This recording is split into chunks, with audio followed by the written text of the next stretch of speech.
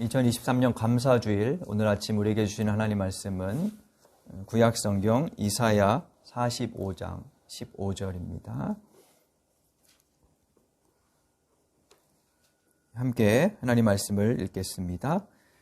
구원자이신 이스라엘의 하나님, 진실로 주님께서는 자신을 숨기시는 하나님이십니다. 아멘. 그림자 노동의 은혜라는 제목으로 하나님 말씀을 함께 나누겠습니다. 1620년 9월 초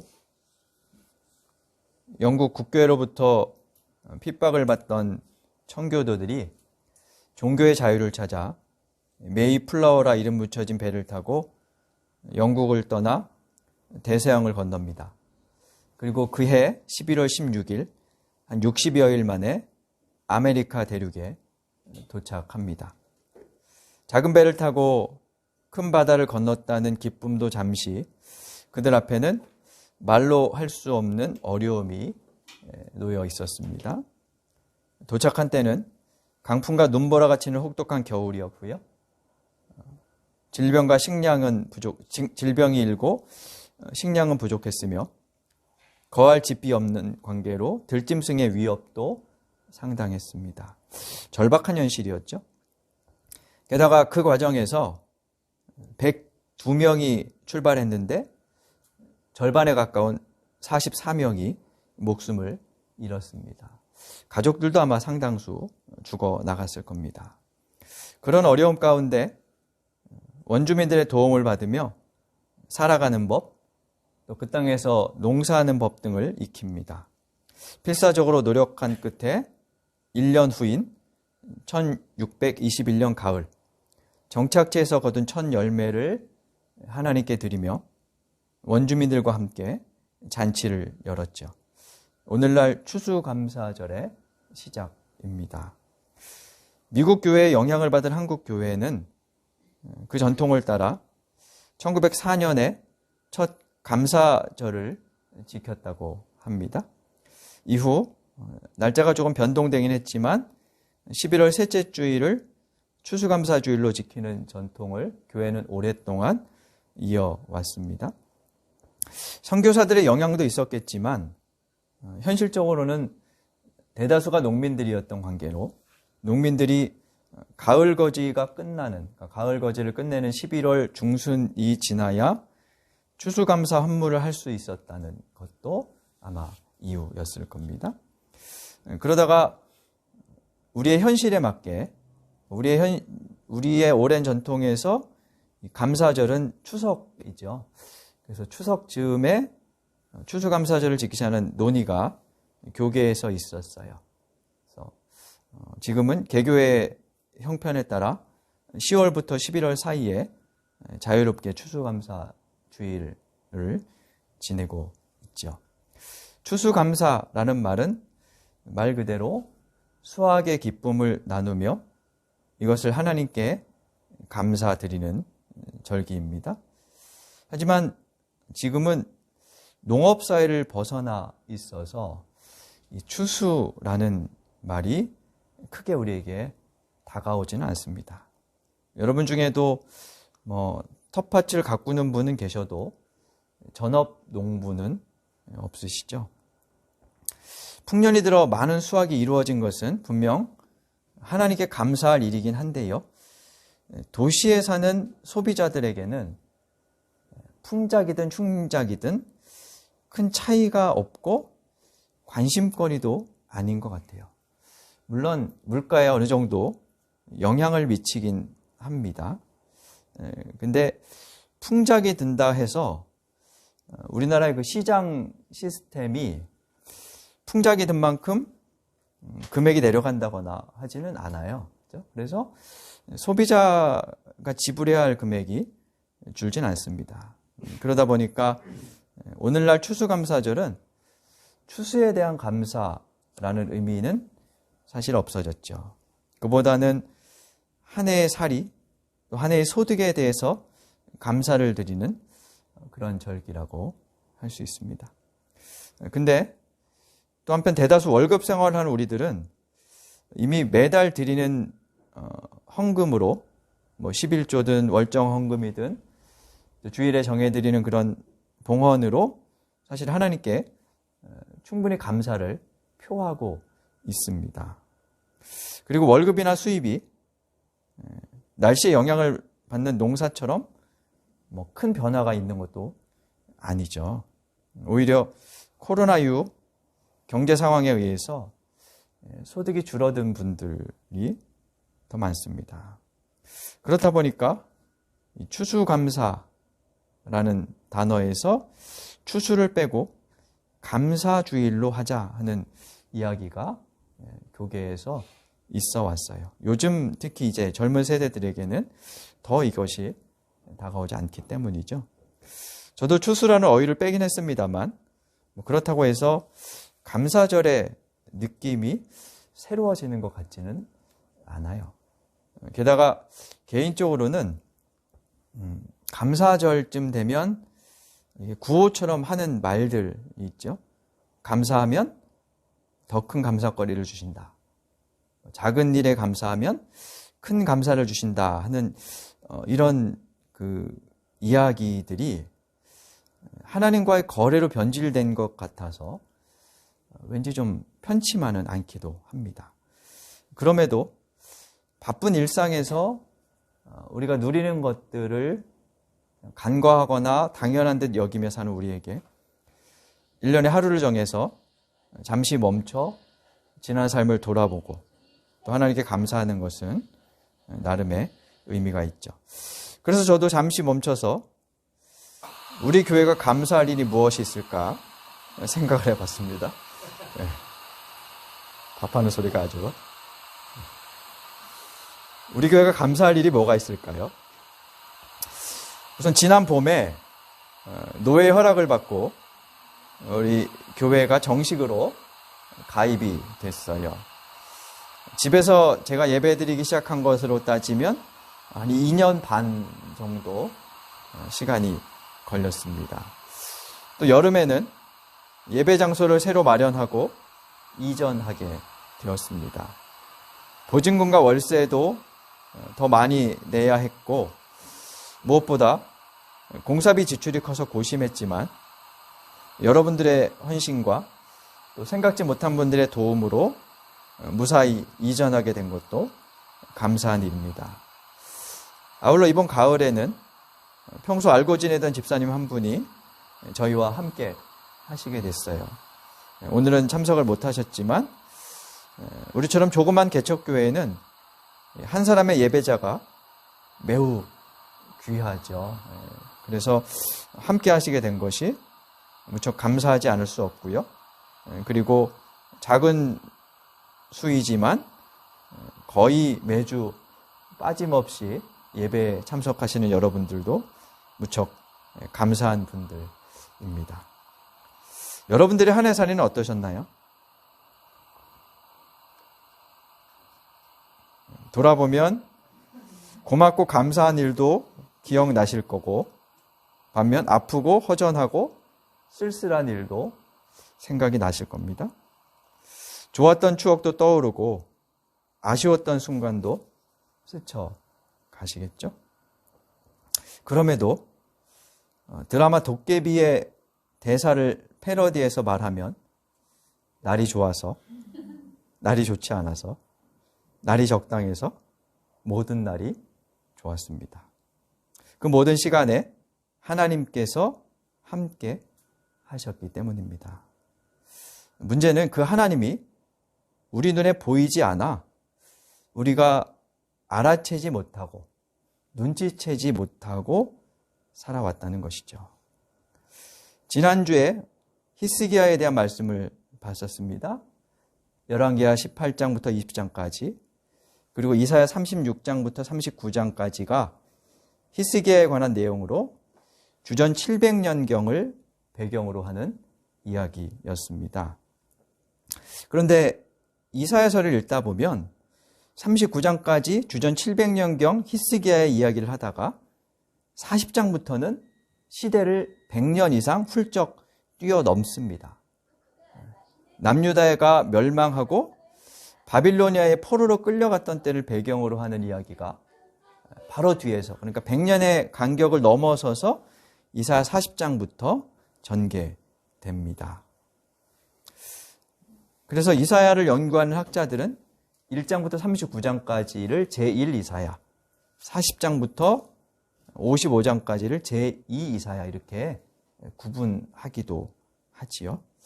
아무튼 40장 이후는 이스라엘 백성들이 포로로 유배되었던 상황을 배경으로 하는 이야기입니다.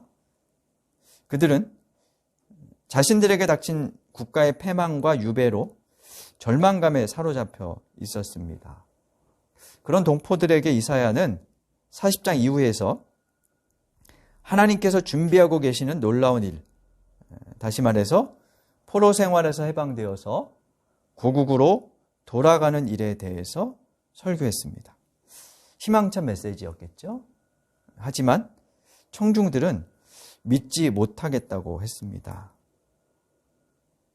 어느 배우가 한 영화에서 독립될 줄 몰라서 배신했다는 그런 이야기를 한 적이 있는데, 새날이 올 줄 몰랐기 때문에 그냥 체념하고 안주하며 그렇게 살아왔을 겁니다. 독일 그들에게는 유약했던 남유다의 왕보다 제국의 황제가 더 강해 보였고요. 형상없는 이스라엘의 하나님보다 커다란 신상으로 조각된 바빌로니아의 신이 더 커 보였으며, 초라한 예루살렘 성전보다 화려하게 장식된 그들의 신전에 거하는 이방신이 훨씬 강해 보였을 겁니다. 눈에 보이지 않는 것보다 눈에 보이는 것에 쉽게 현혹되고 빠져드는 것이 사람이기에 그들의 마음은 10분 이해가 됩니다. 그런데 그런 그들에게 하나님은 오늘 이사야 45장 12절에서 내가 친히 이 땅을 만들었으며 내가 그 위에 인류를 창조하였고 손수 하늘을 폈으며 그 모든 별에게 명령하였다라고 말씀합니다.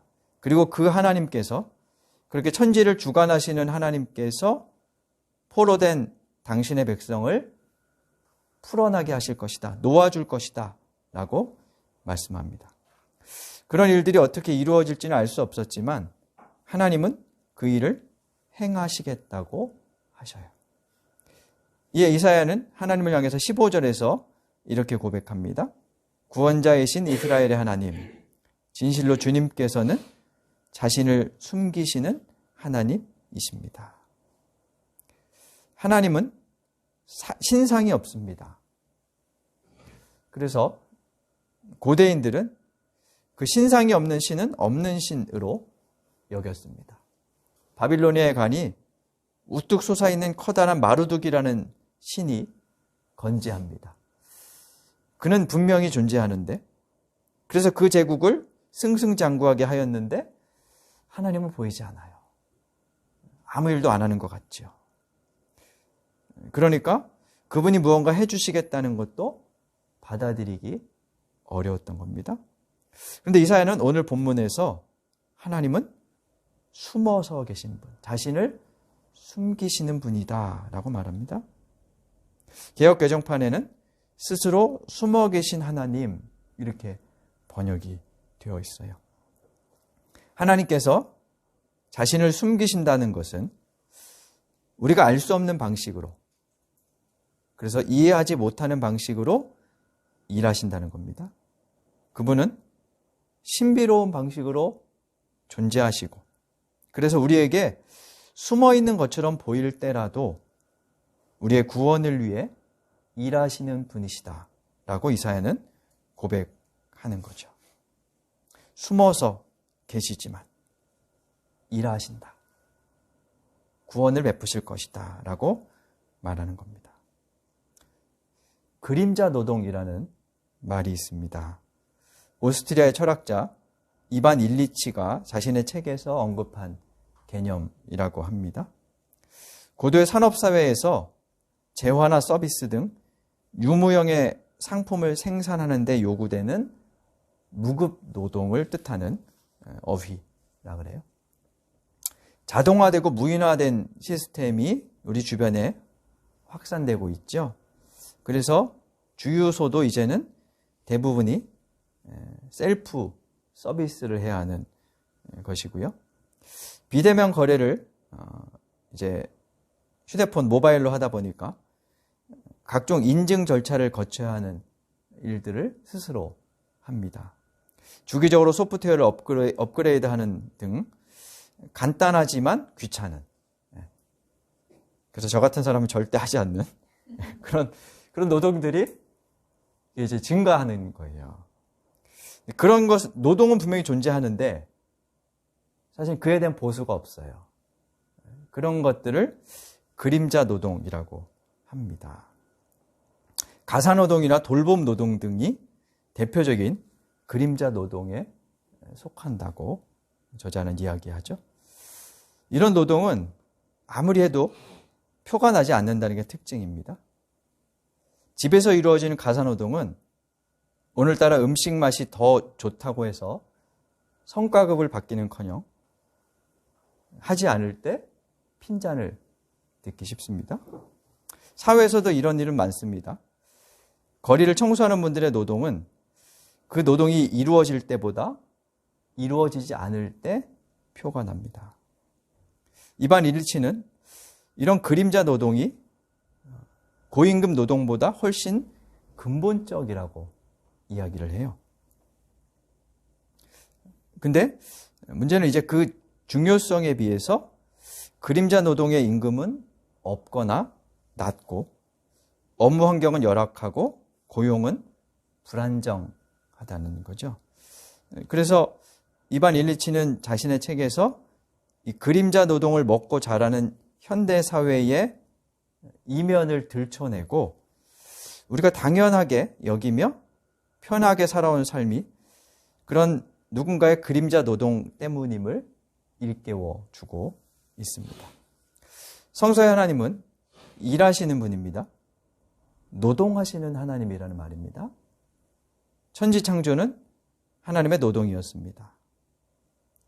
이 광활한 우주의 창조는 하나님의 어마어마한 수고로 이루어진 것입니다. 지금도 이것이 존속되고 있는 것은 그분의 일하심 덕분이지요. 근데 이사야는 그 하나님이 스스로를 숨겨 일하시는 분이라고 말합니다. 그림자 노동을 하시는 분이라는 거죠. 그래서 그분의 노동이 우리의 눈에 잘 띄지가 않습니다. 집 앞에 쌓였던 쓰레기 봉투가 밤사이 치워져 있고 거리가 깨끗해져 있어서 우리가 누군가의 노동을 간과하는 것처럼 하나님도 어느새 우리 곁에서 일하고 계시기 때문에 알지 못하는 거죠. 성경을 보면 어떤 사람이 은혜를 입었더라 이런 표현들이 나오는 것을 우리가 읽게 됩니다. 그런 걸 읽다 보면 하나님께서 그 사람에게만 은혜를 베푸신 것처럼 그렇게 이제 생각이 들죠. 그걸 반대로 해석하면 하나님의 은혜를 그 사람이 깨달았다라고 볼 수 있어요. 그러니까 모든 사람에게 그런 은혜가 내려지는데 그것을 그가 깨우쳤다, 알게 되었다라고 생각할 수 있죠. 하나님께서 당신의 창조 세계를 지키고 돌보시고 보존하시는 일을 멈춘다면 우리는 살아갈 수 없을 겁니다. 왜냐하면 우리의 생명은, 그러니까 생명의 유지는 외부의 것으로부터 오기 때문입니다. 우리가 먹는 먹거리들은 외부로부터 옵니다. 우리가 만들어낼 수 있는 것이 아니죠. 이 세계가 당신의 사랑으로 만드신 세계이기 때문에 하나님은 지금껏 그림자 노동을 그치지 않으셨습니다. 우리 눈에 보이지 않는 하나님의 수고로 우리가 매일 잠에서 깨어나 먹고 마시고 일하고 즐기고 쉴 수 있었습니다.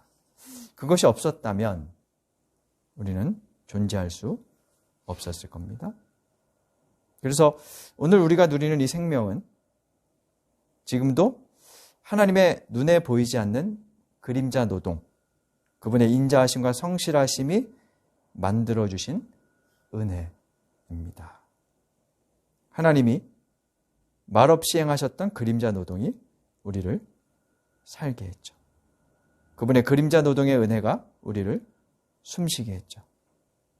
그러나 그림자였기에 그것을 은혜로 알아채지 못할 때가 많았습니다. 2023년 감사주일인 오늘 하나님의 그림자 노동에 새롭게 눈뜨고 주님의 그림자 노동의 은혜를 발견하고 감사하는 우리가 되면 좋겠습니다. 근데 이렇게 감사하는 마음을 고백하다 보면 마음 한켠에 미안함이 스며들 때가 있어요. 그 이유는 우리가 그러니까 당연한 것으로 누리는 것조차 누리지 못하는 우리의 이웃들이 도처에 있기 때문입니다. 지구 반대편에는 지금도 전쟁의 포화로, 지진과 홍수로, 가뭄과 굶주림으로 하나님의 그림자조차 느낄 수 없는 이들이 너무나 많이 있습니다. 그런 이들을 두고 여기서 나는 감사하다 라고 말해도 좋은가 하는 미안함과 씁쓸함이 가슴을 누릅니다.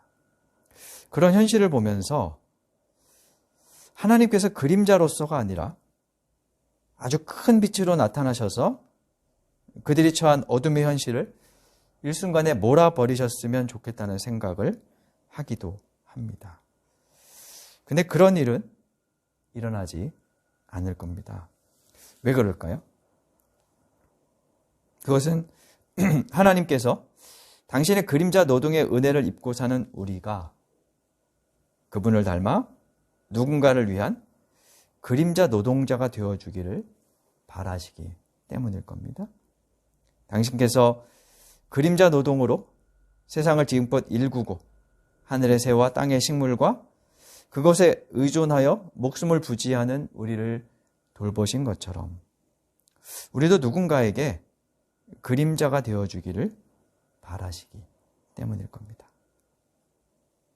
그러므로 오늘 감사주일에 우리 곁에 보이지 않게 계셨던 하나님, 계신 하나님, 계실 하나님을 다시 바라보며 신뢰하는 우리가 되어야겠습니다. 그리고 그분의 그림자 노동 덕에 살아가는 우리도 또 다른 사람들과 피조세계를 위한 그림자 노동자로 은혜를 끼치며 살아갈 수 있기를, 그런 삶을 살기를 다짐하는 2023년 감사주일이 될 수 있기를 간절히 바랍니다. 우리 주신 말씀 생각하며 다짐의 기도 드리겠습니다.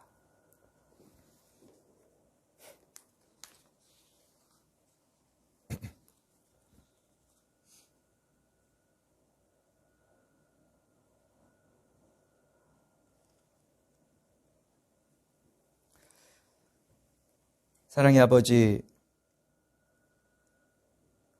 그림자처럼 보이지 않으셨으나, 아니 우리가 눈여겨 주목하지 않았으나 우리 곁에 계셔서 그림자 노동의 은혜로 우리를 감싸주시고 돌봐주셔서 감사드립니다. 그 은총을 날마다 깨닫고 감사하며 우리의 삶을 하나님께 의뢰할 수 있도록 도와 주옵소서. 아울러 주께서 저희에게 그러셨듯 우리도 누군가를 위한 그림자가 되어 서로를, 피조세계를 윤택하게 하는 그림자 노동자로 살게 하여 주옵소서. 예수님 이름으로 기도드립니다. 아멘.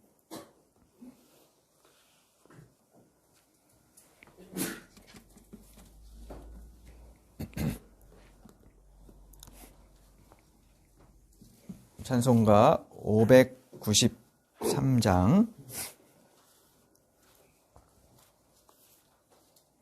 찬송가 593장